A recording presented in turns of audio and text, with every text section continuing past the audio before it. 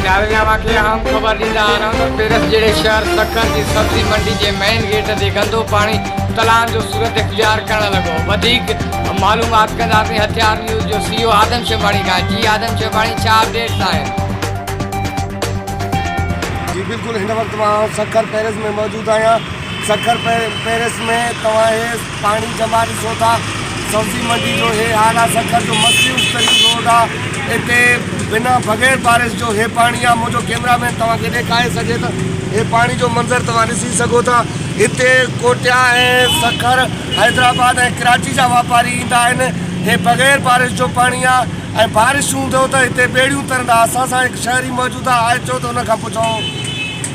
जी साईं, बिल्कुल peoples party कई दफ़ा दावो कयो आहे त सखर के पेरस बणाए छॾियो आहे। असां हुन ख़ुदि चवंदा त सखर खे पेरस कयो।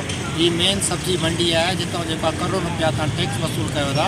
सो जेको आहे त हिन में सब्जियुनि जी जेको आहे त टैक्स वसूली में त तव्हां हिन सड़क ते किरो था। हिकु सड़क ठाहे न सघिया, सखर के पेरस खाना बणाईंदो। हिते मस्जिद आहे जंहिंमें जेको आहे सवें निमाज़ी अचंदा निमाज़ जे लाइ। हिननि खे निमाज़ खे न किने पानी में क्रॉस करिणो पए थो।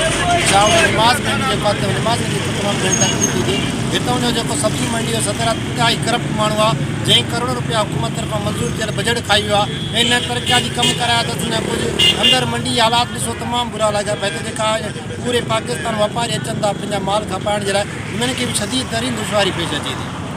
जी बिल्कुल, इन जो चवणो हो त पूरे पाकिस्तान जा वापारी हिते अचनि था, उन्हनि खे दुश्वारी पेश थो थिए। ऐं इन सदर सब्जी मंडी जो सदर आहे जेको इनखे मिलियल बजट आहे उहो खाई वियो। जी